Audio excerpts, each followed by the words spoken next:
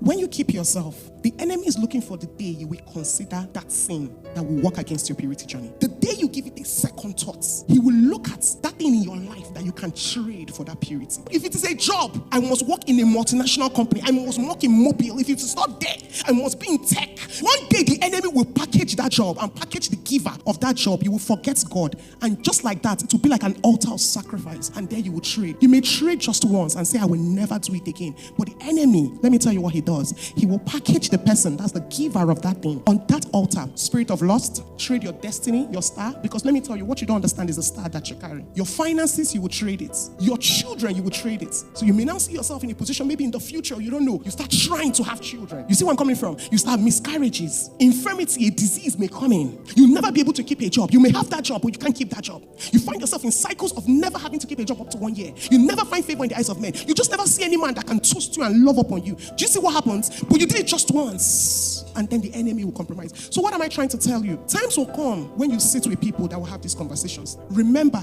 that it is a trading platform. What you have and what you're trading it for, it's not worth it. If it is hair, I promise you one day you'll buy 100 bundles of this. If it's a job, one day you'll be a giver of jobs. You'll pay salaries to hundreds of people. If you're a man and you think it's the dollar, someday you're going to have hundreds and thousands of dollars. You will sow into the kingdom and you'll have no flinch on your account. There is nothing that is worth it. You must stay in a place of contentment. You must say that I don't have today does not mean I will never have. So when I look back now, I say that those things that I thought that maybe this was what, it wasn't worth it. Because one day you will cry and then you can't change things. But don't worry, there's forgiveness, okay?